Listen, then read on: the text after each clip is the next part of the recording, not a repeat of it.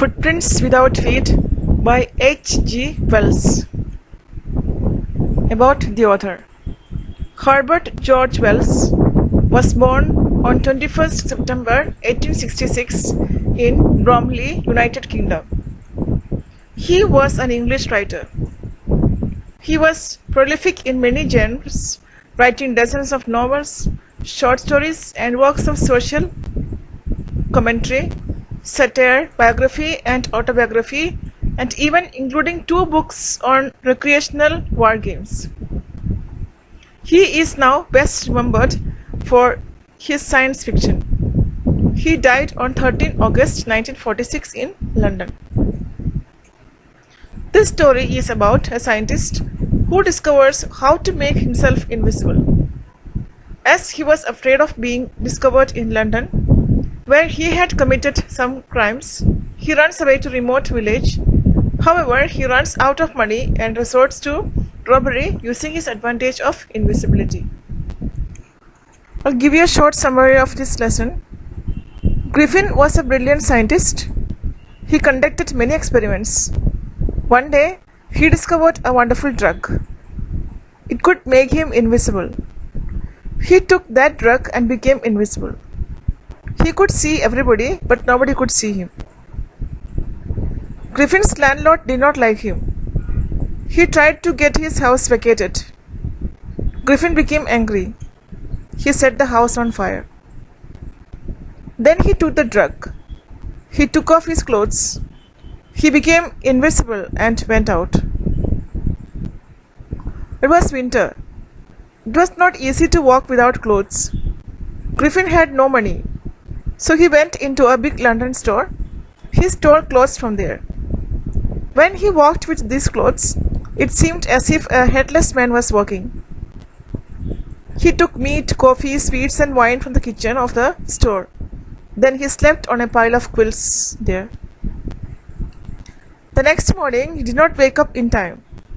The shop assistants arrived and saw him. Griffin ran out of fear. The assistants ran after him. Griffin took off his clothes one by one. He became an invisible man again.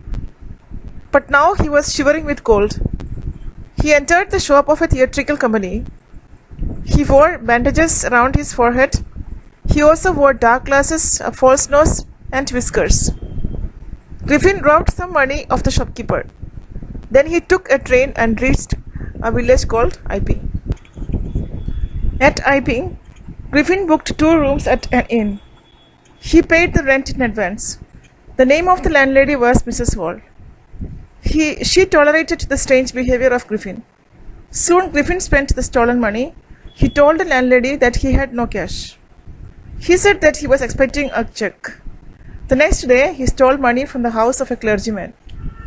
The clergyman and his wife were surprised. They had not seen anybody coming. The room was empty. Even then, the money was stolen.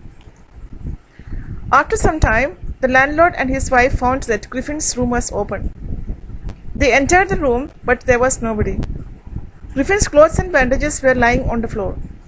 Suddenly, the head jumped and struck Mrs. Hall's face.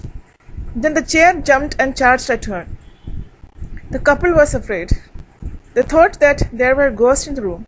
They cried and ran downstairs. The neighbors gathered there.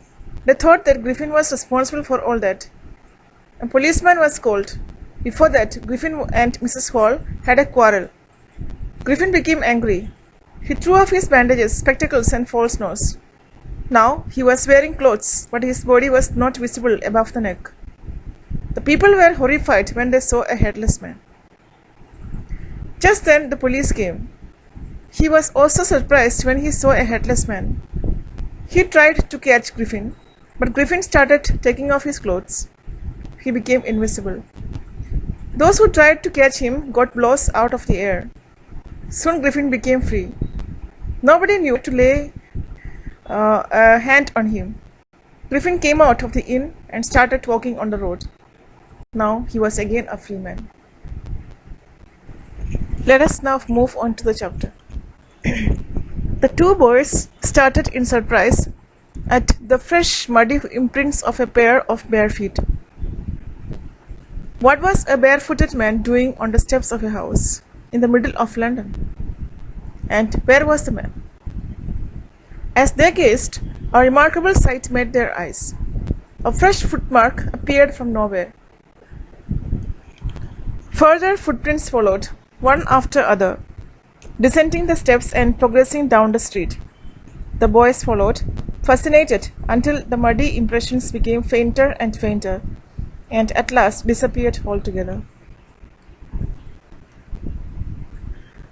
The explanation of the mystery was really simple enough. The bewildered boys had been following a scientist who had just discovered how to make a human body transparent. Griffin, the scientist, had carried out experiment after experiment to prove that the human body could become invisible. Finally, he swallowed certain brave drugs and his body became as transparent as a sheet of glass, though it also remained as solid as glass. Brilliant scientist though he was, Griffin was rather a lawless person. His landlord disliked him and tried to eject him. In revenge, Griffin set fire to the house. To get away without being seen, he had to remove his clothes. Thus it was that he became a homeless wanderer, without clothes, without money, and quite invisible until he happened to step in some mud and left footprints as he walked. We have the explanation here. So two boys see footprints in street. Two boys on a street in London were surprised to see fresh muddy footprints of bare feet on the steps of a house without finding who was making them. Further on, the footprints disappeared. These footprints had been made by Griffin, an eccentric scientist, who had discovered how to make his body transparent. He could only be seen with the clothes he was wearing. Griffin was having a criminal bent of mind and was a lawless person. He set fire to his landlord's house to take revenge against him for trying to evict him. To get away, he had to remove his clothes so that he became invisible.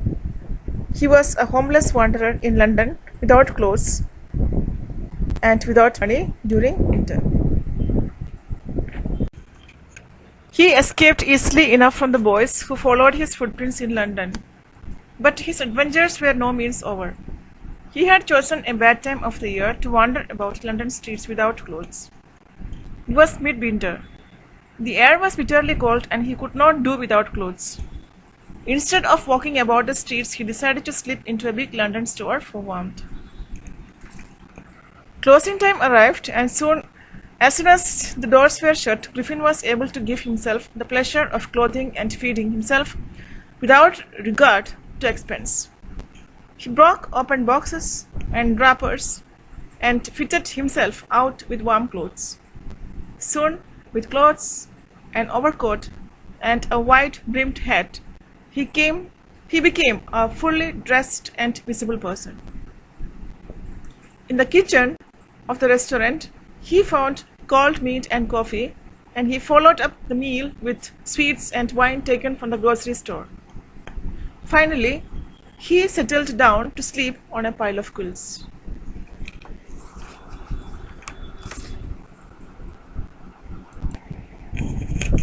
If only Griffin had managed to wake up in good time, all might have been well. As it was, he did not wake up until the assistants were already arriving next morning, when he saw a couple of them approaching.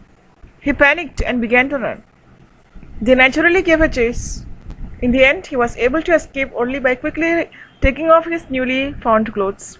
So once more, he found himself invisible but naked in the chill January air. So here, Griffin managed to escape from the two keen boys' observation and entered unseen into a big store to get warm.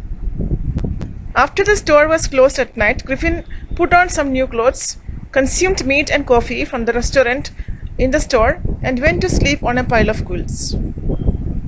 He overslept and only woke up when the shop had opened and the assistants had already arrived.